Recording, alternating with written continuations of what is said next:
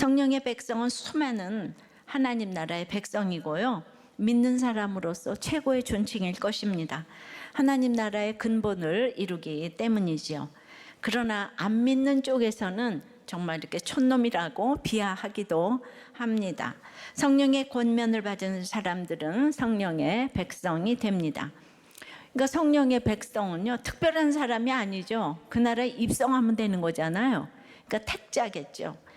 그래서 우리는 높고 낮음이 없이 천국 백성이 되면 무조건 좋은 것이에요.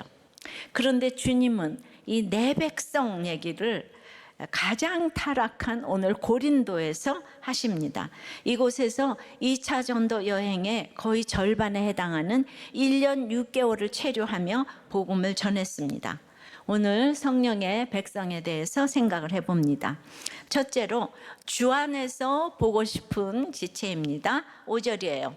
실라와 디모데가 마게도냐로부터 내려오매 지난주 살펴봤듯이 아덴에서 바울은 홀로 떠났습니다. 1절에 이 떠나는 그 수동태로 본인의 의지와 상관없이 쫓겨나듯 아덴에서 떠난 것 같습니다. 이 떠나다는 몸의 일부가 떨어져 나가는 고통과 아픔, 그런 뜻이죠. 그렇게 떠나 외로움과 실패 속에 자신과 같이 쫓겨나듯 떠났던 같은 고난을 겪은 아굴라와 브리스길라 부부를 만났고 성령의 권면을 할 수 있었습니다. 아굴라 부부는 후에 바울의 목숨을 위하여 자기들의 목까지 내어놓았다고 표현을 합니다. 최고의 충성된 지체라고 할 수 있죠. 그리고 바울이 아덴에서부터 기다리던 실라와 디모데가 드디어 고린도에 도착을 합니다. 바울에게 아주 큰 힘이 되었겠죠. 실라와 디모데를 눈이 빠지게 기다렸는데 바울이 아덴에서 실패하고 떠났더라, 조롱받았더라 등등의 소문을 들었을 거예요. 소크라테스의 지역에서 이렇게 조롱을 당했으니까 뭐 촌놈, 정말 그 허무맹랑한 놈 이러면서 이런 소문이 자자했겠죠. 그러니까 바울이 너무 실패한 거 맞는데요. 그래서 오죽하면 얼마나 돈이 없으면 동역자도 없이 홀로 고린도로 와서 그냥 아굴라에게로 들어갔다 그랬잖아요. 아굴라가 온 게 아니에요. 이 바울이 그들에게 갔어요. 직장 구하러, 생업 구하러. 사명 따위를 생각할 겨를이 없어요. 먹고 살아야 되니까. 그런데 그러니까 실라와 디모데도 이 고린도에 안 와도 누가 뭐라고 할 사람이 없어요. 그런데 그 보고 싶은 실라와 디모데가 고린도에 도착했어요. 신라는 같이 매 맞고 감옥에 갇혔던 옥중 동창생이잖아요. 옥토가 열려서 나왔죠. 또 디모데는 디모데에서 보면 너무나 청결한 양심을 가졌고 내 눈물을 생각하여 쉬지 않고 너를 생각했다고. 그 죽기 전에도 보고 싶어한 디모데입니다. 그래서 그리도 보고 싶어하던 그들이 데살로니가전서에 이렇게 3장에 이렇게 보면은, 그러니까 이미 이제 아덴에 왔는데, 그렇게 보고 싶은 실라와 디모데가 왔는데 바울은 늘 자신의 상황보다 늘 떠나왔던 그 교회 지체들을 생각하는 거예요. 그래서 이 빌립보와 데살로니가 교회 교인들이 혹시 복음에서 멀어졌을까? 3주밖에 없었는데 너무 염려하는 거예요. 그랬는데 데살로니가 3장 4절에 보면 우리가 너희와 함께 있을 때에 장차받을 환난을 너에게 미리 말하였는데 과연 그렇게 된 것을 너희가 아느니라. 이러므로 나도 참다 못하여 너희 믿음을 알기 위하여 그를 보내었노니 이는 혹 시험하는 자가 너희를 시험하여 그 우리 수고를 헛되게 할까 함이니. 그러니까 데살로니가에 3주 동안 있을 때 장차받을 환난을 얘기했더니 과연 환난이 왔어요. 그러니까 막 너무 이제 참다 못해요.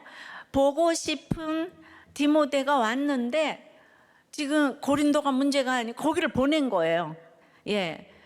그 이제 아덴에 왔죠. 지금 이제 고린도에 오기 전에 아덴에 왔는데 같이 가자 그러지 않고 빨리 보내었어요. 왜냐하면 그 시험 들어가지고 우리 수고를 헛되게 할까. 그래서 신라는 빌립보로 보내고 데살로니가는 이제 디모데를 다시 파송해가지고 소식을 알고자 했어요. 그랬는데 이제 그 소식을 가지고 지금 고린도로 온 거예요. 여기서 만났어요. 그리고 가지고 온 소식이 뭔가 하면 7절이에요. 지금은 디모데가 너희에게로부터 와서 너희 믿음과 사랑의 기쁜 소식을 우리에게 전하고 또 너희가 항상 우리를 잘 생각하여 우리가 너희를 간절히 보고자 한것 같이 너희도 우리를 간절히 보고자 한다 하니, 그러니까 바울이 이 소식을 듣고 얼마나 기뻤겠어요? 7절 8절 이러므로 형제들아 우리가 모든 궁핍과 환난 가운데서 너희 믿음으로 말미암아 너희에게 위로를 받았노라. 먹을 것이 없어도 데살로니가 성도들의 믿음이 굳건히 이제 섰다고 하니까 너무 위로를 받았다는 거예요. 8절에 그러므로 너희가 주 안에 굳게 선주, 우리가 이제는 살리라. 우리 성도들의 기쁨은 이런 거예요. 온 천하에서 믿음이 자라는 거. 그러니까 궁핍한 가운데서도 위로를 받고 이제는 그러니까 우리가 이제는 살리라. 지금 너무 되어진 게 아무것도 없는데 우리가 살리라. 그러니 이들을 만나자마자 이제 교회 소식 들었잖아요. 전도하고 온 그 소식이 너무나 이제 반가우니까 만나자마자 바울이 힘을 내어서 5절 후반부에 하나님의 말씀에 붙잡혀 예수를 그리스도라 밝히 말했다고 합니다. 동역자가 얼마나 중요합니까? 그래서 보기만 해도 힘이 나는데 뿐만 아니라 실라하고 디모데는 빌립보, 데살로니가, 베레아 교회가 이 헌금으로 드린 선교 후원금을 또 가지고 왔어요. 그래서 그때까지 텐트 메이커로 이제 주말에만 사역을 하다가 이제는 그 후원금으로 선교에 오롯이 집중할 수 있게 되었습니다.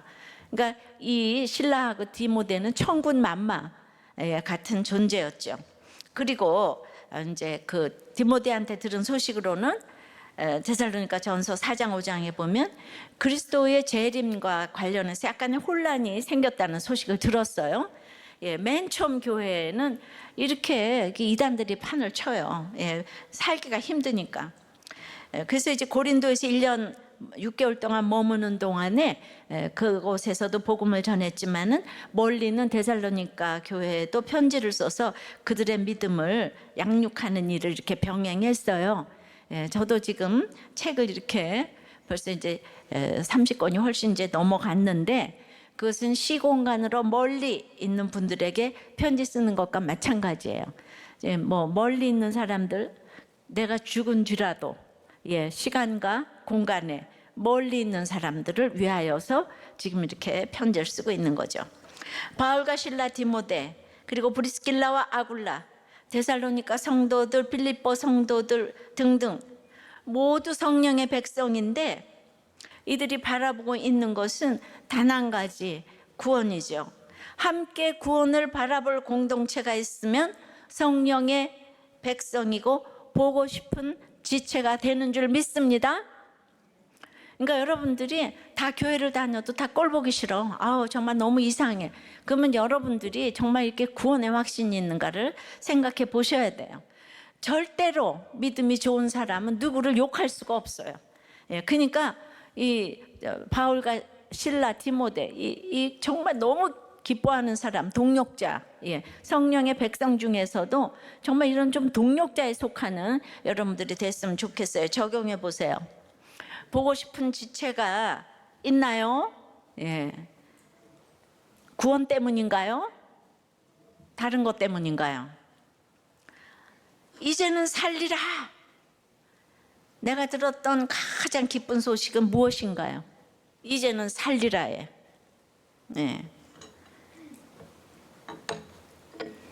비트코인이 올랐다.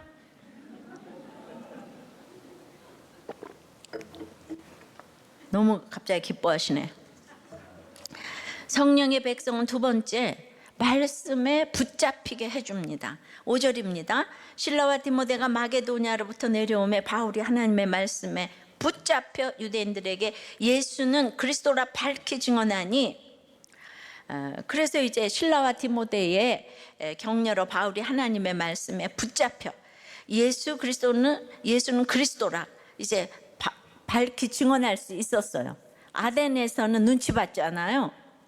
이 붙잡혀는 슈네코라는 단어의 미완료 과거 수동태입니다. 그러니까 둘러싸임을 당하고 거대한 상황에 사로잡힌다는 뜻도 있지만, 어떤 사람의 병이 그 사람을 통제하거나 억누르는 것을 묘사할 때나 커다란 두려움에 사로잡히는 상황을 묘사할 때도 쓰이는 단어예요. 그러니까 말씀에 붙잡히는 것은 억누름을 당하고 두려움을 동반하는 것이네요. 이거는 두렵고 떨림으로 구원을 이루어 가라는 말이 맞아요. 그래서 몇몇 사본에는 이게 하나님의 말씀 자리에 성령이란 의미의 푸뉴마티가 기록되어 있는데요. 하나님의 말씀이 원래는 이게 맞지만은 그만큼 바울이 성령에 붙잡혀 있었다는 뜻도 됩니다. 그럼 성령에 붙잡히고 말씀에 붙잡힌 것은 내가 다 할 수 있는 거다 이게 아니고 집중했다, 헌신했다는 표현 대신 그 왜 붙잡혔다는 말을 썼을까요? 그것은 우리 힘으로 하나님 말씀에 온전히 집중할 수 없기 때문이에요. 우리는 오직 붙잡히는 것만 할 수 있어요. 물론 우리가 말씀을 묵상하고 듣고 적용하는 일에 헌신하고 집중해야 되겠죠. 그러나 답은 오직 하나님의 말씀에 붙잡혀야 합니다. 사람과의 관계에서도 그렇지 않습니까? 부부 관계에서 남편과 아내로서 최선을 다해 섬겨야 되죠. 그러나 아무리 열심히 섬겨도 우리 힘으로 상대방을 만족시킬 수는 없습니다. 아이들 키울 때까지 결혼시킬 때까지 목적이 있을 때는 참지만은 목적을 이룬 다음에는 대부분 흘러 떠내려가는 거예요. 하나님이 붙잡아 주셔야만 우리는 상대방에게 헌신할 수 있는 거예요. 내 힘으로 하려고 하면은 절대로 안 되는 거예요. 그러니까 이 아덴에서와는 달리 바울은 말씀에 붙잡힌 능력으로 말과 지혜의 아름다운 것으로 증거하지 않고 예수는 그리스도라고 밝히 증언을 했습니다. 십자가에서 죽으신 나사렛 예수가 살아계신 하나님 아들 그리스도라는 이 증거가 가장 사람의 운명을 뒤바뀌는 이 증언이라고 이제 할 수 있는 거죠. 그러니까 말로만 예수는 그리스도다라고 십자가를 전하고 삶이 없으면 얼마나 두려운 일입니까? 나사렛 예수가 그 당시 다 아는데 십자가에 못 박혀 죽었는데 그 사람이 그리스도라는 거예요. 그러니까 그 얘기를 말로만 전하면은 그게 이제 하나님이 속지 않으시니까 두려운 일인 거죠. 그러니까 오늘 이게 정말 중요한 이렇게 단어예요. 미완료 과거 수동태. 그러니까 계속적으로 그 생각을 할 수 있는 것은 하나님이 바울을 붙잡으셨다는 거죠. 그러니까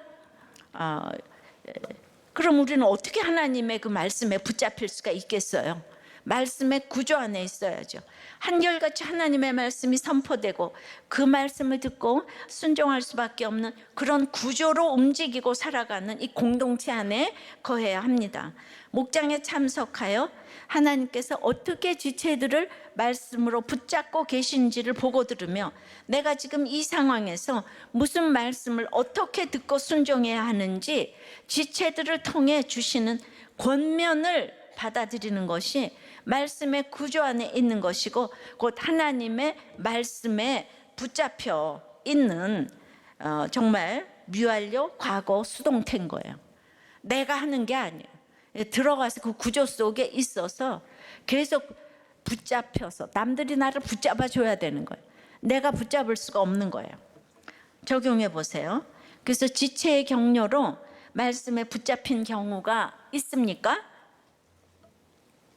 그 말씀이 십자가지라는 예수는 그리스도입니까? 그냥 잘 될 거야 라는 위로였습니까? 그러니까 우리들 교회에 그냥 십자가는 그리스도, 자기 죄를 봐라. 십자가를 너무 싫어. 그죠? 너무 우린 위로가 좋아. 우리들 교회는 사랑이 없어. 그래서 왔다 가시 적응이 안 돼가지고 이제 가는 사람도 있죠. 네, 전부 다 위로를 해줘야 되는데 말씀에 이렇게 그래서 붙잡혀 있어야 되는데 자기가 붙잡으려고 하니까 이제 이게 성령의 백성에 거기 이제 들어오기가 어려운 거죠. 자, 성령의 백성은 세 번째는 그래서 대적과 비방도 받아내야 합니다.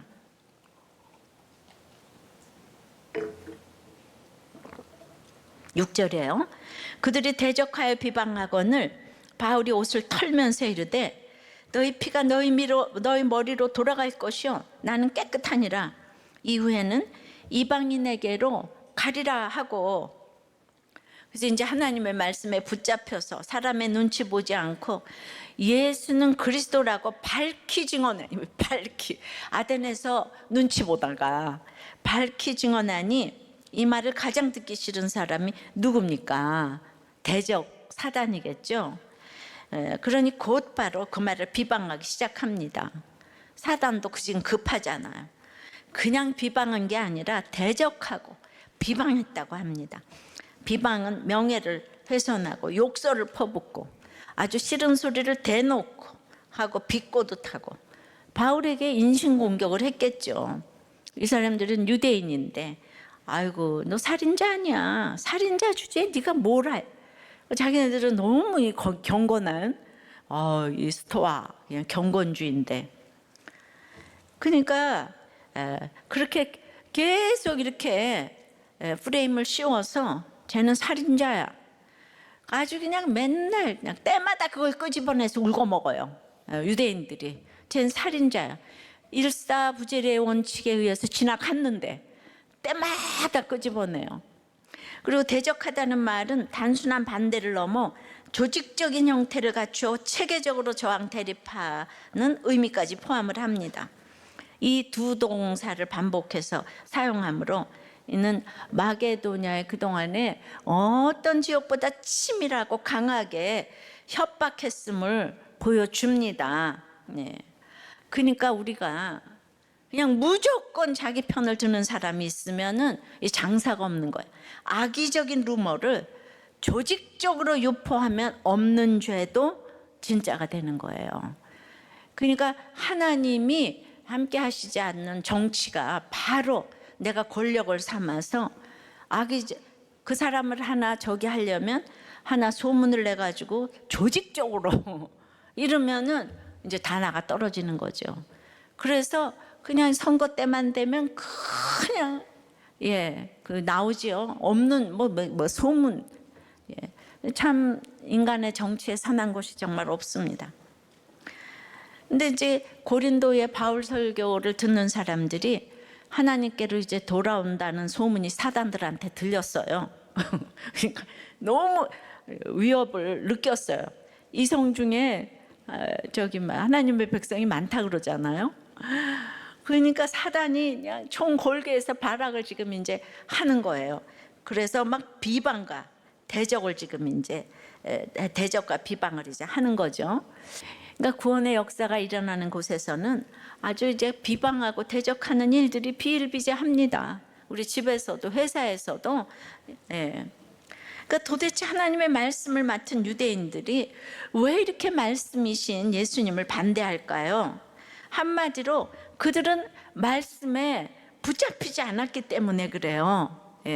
붙잡혀가 수동태인데 이 사람들은 능동태밖에 모르기 때문에 내가 읽고 연구하고 내가 믿음이 좋아야 되겠는데 붙잡히려 그러지 않냐고 자기가 붙잡으려고 지금 이제 그러니까 말씀을 듣지 않아요.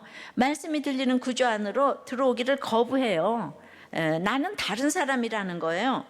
그래서 우리 주님께서는 이런 유대인들에 대해서 이렇게 얘기하세요. 마태복음 13장 14절 15절에 이사야의 예언이 그들에게 이루어졌으니 일러스되 너희가 듣기는 들어도 깨닫지 못할 것이요 보기는 보아도 알지 못하리라.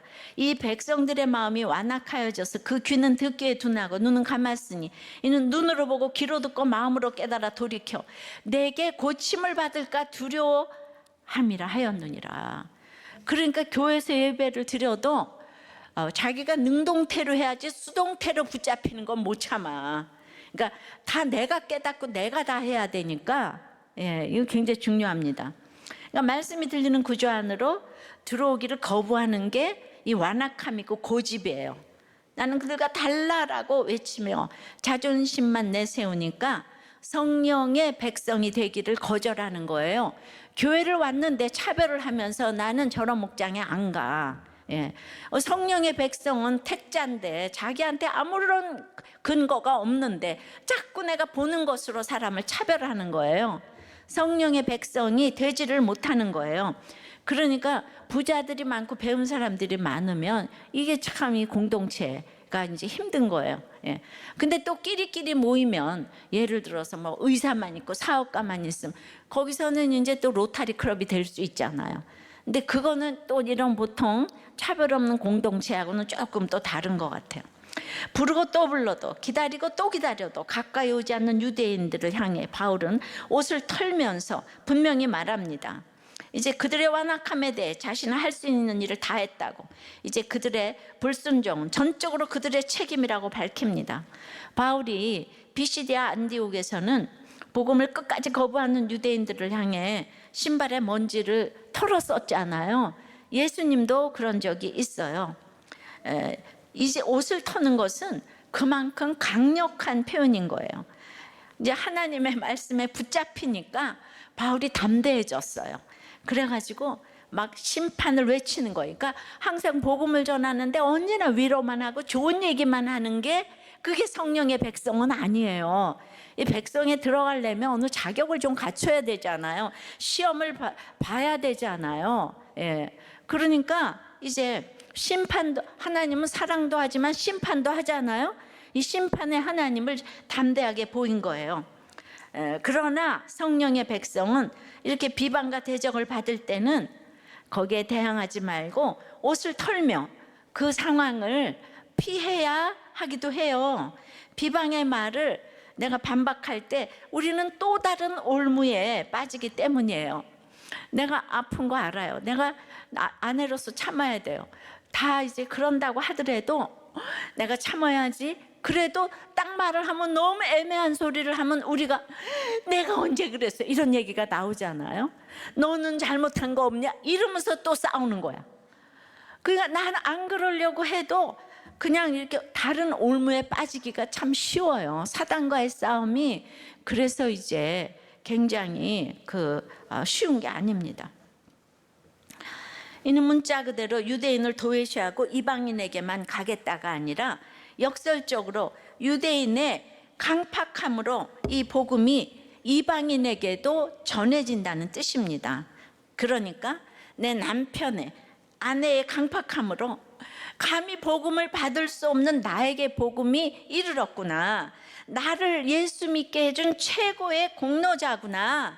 내 남편과 아내가 이게 인정될 때 우리는 다시 나를 핍박해준 그 유대인에게로 돌아가야 하는 것이죠. 그러니까 실제로 7절에 나를 핍박하니까 복음이 옆집으로 넘어갑니다. 7절 거기서 옮겨 하나님을 경외하는 디도 유스도라 하는 사람의 집에 들어가니 그 집은 회당 옆이라. 이제 바울은 사역의 장소를 회당으로부터 디도 유스도의 집으로 옮깁니다. 디도는 로마식 이름인데 로마 시민권자고 로마 명문가 사람임을 알 수 있어요. 근데 물리적으로는 회당 옆이래요. 회당 바로 옆이래요. 바로 옆 건물이지만 유대인의 회당은 복음을 대적하고 이방인 디도 유스도의 집은 복음을 전적으로 받아들입니다. 그런데 바로 옆이니까 서로 보기 싫어도 봐야 하잖아요. 그러니까 남편과 내가 한 사람은 복음을 받아들였는데 같이 살고 있잖아. 옆집이 아니고 옆방에 아니 같은 방에 사네 이거는. 너무 가깝잖아요. 근데 날마다 봐야 돼요. 옆집에 회당 옆집. 근데 회당 옆집으로 지금 이사를 갔는데 말씀에 붙잡혀 있으니까 내가 붙잡은 게 아니고 붙잡혀 있으니까 세상 소리에 흔들리지 않아요. 이것이 성령의 백성의 징표입니다. 성령의 백성으로 굳게 서 있으니까 어떤 일이 일어납니까? 그렇게 해서 이제 이방인 나에게까지 복음이 왔잖아요. 8절입니다. 또 회당장 그리스도가 온 지방과 더불어 주를 믿으며 수많은 고린도 사람도 듣고 믿어 세례를 받더라. 그러니까 말씀을 거부하는 유대인에게서 이방인에게로 다시 유대인에게로 가는 거예요. 회당장의 중심인 회당장 그리스도와 그의 온 가족이 예수님을 영접하는 거예요. 그러니까 정말 유대인 회당의 제일 대장이 회당장이잖아요. 그래서 회당장이 회당에서 교회로 이사를 한 거죠, 이 사람은. 그러니까 둘 다 유수도도 이사를 하고 회당장도 이사를 했어요. 몸만 아니라 영으로도 율법과 자기 의를 떠나 복음과 은혜로 그 이사를 했습니다. 말씀을 거스르는 무리에서 탈퇴해서 말씀에 순종하는 성령의 백성으로 들어옵니다. 온 집안 사람들이 다 믿고 더 나아가 수많은 고린도 사람들이 믿었다는 거예요. 세례까지 받았다는 거예요. 놀랍지 않습니까? 다시 설명하면 대적하고 비방하는 남편 때문에, 부모 때문에, 자녀 때문에 내가 믿었다면 이 복음을 들고 다시 내 옆집 결코 변하지 않을 것 같은 그 사람에게 가야 하는 거예요. 왜냐하면 좋은 부모, 나쁜 부모 없고 예수 믿게 해준 부모가 최고이고, 대적하고 비방하는 저 유대인 때문에 내가 예수를 믿었기 때문이에요. 그렇게 나아가니까 결코 변하지 않을 것 같은 유대인의 회당장, 거기 나가서 그 집에 온 가족, 더 나가서 수많은 고린도인들이 이 성령의 백성이 되어 세례를 받게 됐다는 거죠. 여러분들, 그러니까 지금 이게 구속사의 전체 순서를 알라고 지금 여기 이렇게 얘기를 한 거예요.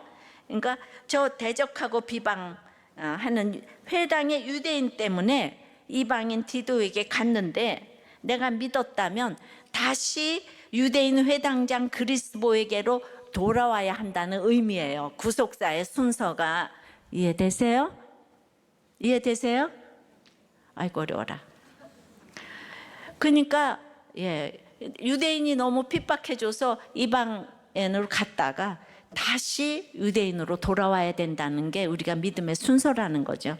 근데 그거는 이 시간적인 순서로 생각하면 안 돼요. 그렇지만 회당장이, 그동안 유대인들이 그렇게 핍박했는데 회당장이 믿었다는 거는 바울에게 얼마나 격려가 되었겠습니까? 자기를 잡아 죽이려는 그 유대인의 회당장이, 그리고 이렇게 인생이 해석된 유수도의 집에서, 그 로마의 명문가 유수도의 집에서 고린도 교회가 시작되는 것입니다. 그래서 이제 물질도 필요해요. 교회가 이제 세워지려니까 이런 집을 또 예비하셨어요. 유수도는 회당 옆으로 이사하고 회당장은 회당에서 교회로 이사를 했습니다. 놀랍죠?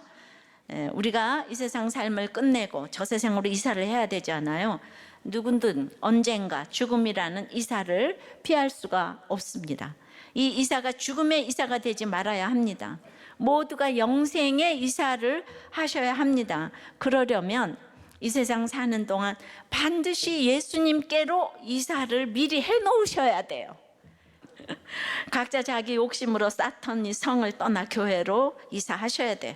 오늘 이 말을 듣는 모든 분들은 꼭 성령의 백성이 되시기를 축복합니다. 그러니까 이 성령의 백성들은 아무리 대적하고 비방한다고 해도 이거는 이제 큰 역사가 일어날 것이기 때문에 이제 여러분들은 이건 큰 역사가 일어날 것이야. 그냥 보세요. 목장도 그냥 남편이 비방을 심하게 해주고 자녀가 심하게 해주고 아내가 심하게 해주면은 거기 역사가 목장마다 크게 일어나요. 근데 아무런 비방이 없으면은 그냥 이렇게 찻잔 속에 태풍이랄까, 그냥 별로 이렇게 역사가 안 일어나. 그러니까 그러려고, 목장이 은혜를 받으려고, 교회가 은혜를 받으려고 이렇게 대적이 비방하는 일들이 있다는 걸, 이걸 믿음으로 바라보셔야 됩니다. 이 유스도와 크리스포는 나중에 바울이 너무 보고 싶어하고 문안하고 싶어하는 그런 사람으로 로마서 고린도전서에 기록이 되었고, 이제 고린도 교회에서 바울에게 유일하게 세례를 받은 두 사람의 인물로 기록이 됩니다. 적용해 보세요. 대적하고 비방받아서 멈추고 싶은 일은 무엇입니까? 그 대적이 변화된 일이 있습니까? 성령의 백성 네 번째는 그래도 하나님이 함께 하십니다. 9절에서 11절, 밤에 주께서 환상 가운데 바울에게 말씀하시되 두려워하지 말며 침묵하지 말고 말하라. 내가 너와 함께 있음에 어떤 사람도 너를 대적하여 해롭게 할 자가 없을 것이니 이는 이 성중에 내 백성이 많음이라 하시더라. 1년 6개월을 머물며 그들 가운데서 하나님의 말씀을 가르치니라. 디모데와 실라를 만나고 유스도를 만나고 그리스도를 만나고 또 수많은 고린도 사람들이 듣고 세례를 받았어요. 그런데도 바울에게 알 수 없는 두려움이 이제 휘감고 있었어요. 왜입니까? 바울이 왜 두려워했을 것 같아요? 바울이 가만히 있으면 모르겠는데 말씀만 전하면은 그 한마디로 핍박과 고난과 비방과 대적이 계속되니까 한마디 할 때마다 얼마나 두려웠겠어요. 이게 무슨 칭찬받는 자리, 좋은 얘기하는 자리도 아니고. 그래서 이제 어떤 부목자님이 직장에서 직원들 중에 동성애 얘기가 나왔더니 어떤 분이 자기는 동성애를 용납한다고 하니까 모두가 지지했다는 거예요. 또 지위와 돈을 써서 자식 성공에 불의한 일을 하는 것에도 자기는 충분히 그럴 수 있다고 서슴없이 말하니까 또 모든 직장인 모두 수긍해서 이분이 부목자니까 한마디 한 거죠. 그랬더니 직원들이 비아냥대고 무시를 하고, 야, 예수 때문에 무시받는 게 이런 거구나, 정말 아덴을 느꼈다고 했는데, 여러분 믿는 자는 회사나 사회에서 너무 소수인 거예요. 진짜 우리 목자 한 사람인 거예요. 그러니까 우리가 너무 두려워요. 근데 우리들 교회는 사회와는 거꾸로 내가 동성애가 죄라 그러면 문제를 제기하는 분은 소수죠. 참 그건 다행이긴 하지만 저는 그 소수라도 마음이 너무 아프거든요. 그러면 제가 입을 다물어야 할까요? 굳이 말하지 않고 좋은 게 좋은 거다, 평화를 유지하며 살 수도 있어요. 하지만 밤중에 하나님께서는 약하고 두려워하고 심히 떠는 바울을 환상 가운데 나타나서 위로하십니다. 두려워 말고 침묵하지 말고 말하라. 왜냐하면 내가 너와 함께하기 때문이다. 그렇게 지금 이제 말씀을 하시잖아요. 그러니까 내가 너와 함께한다. 이게 얼마나 그냥 너를 대적하여 해롭게 할 자가 없다. 그리고 이제 그러니까 그 사람의 구원을 위해서라면 말해야 될 일이 많아요. 두렵지요. 그러나 하나님이 함께 하신다고 하면서 더 나아가 이 성중에 내 백성이 많음이니라. 그럼 이 성중에는 어떤 성중입니까? 도저히 가망이 없어 보이는 이 고린도, 경험해 본 중에 최악의 도시, 최악으로 음란하고 악하고 돈 많고 학식 있는 바로 이 성중에 내 백성이 많다. 무슨 말입니까? 이곳에 하나님의 백성, 하나님의 교회가 있다는 거예요.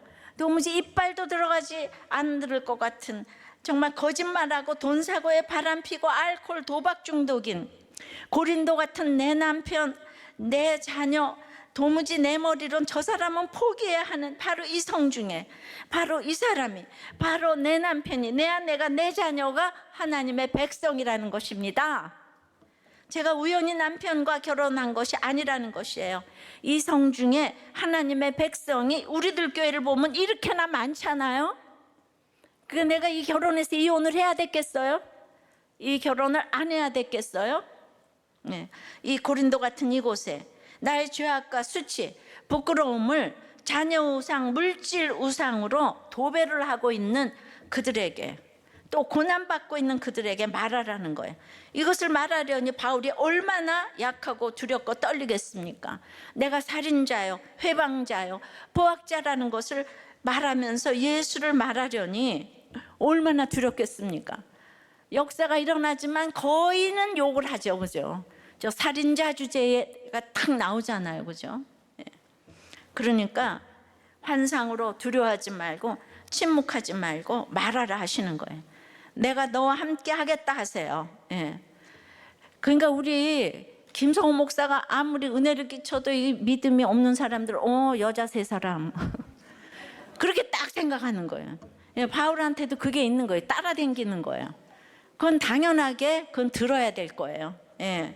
그러니까 가장 힘든 이곳에서 바울은 그 어느 도시와 다르게 1년 6개월을 머물며 말씀에 붙잡혀서 음란한 이 사람들을 깨우며 문제 많은 이곳에 그 놀라운 고린도 교회를 세운 줄 믿습니다. 아덴에서는 교회가 안 세워졌어요. 죄 많은 곳에 의대가 많아요.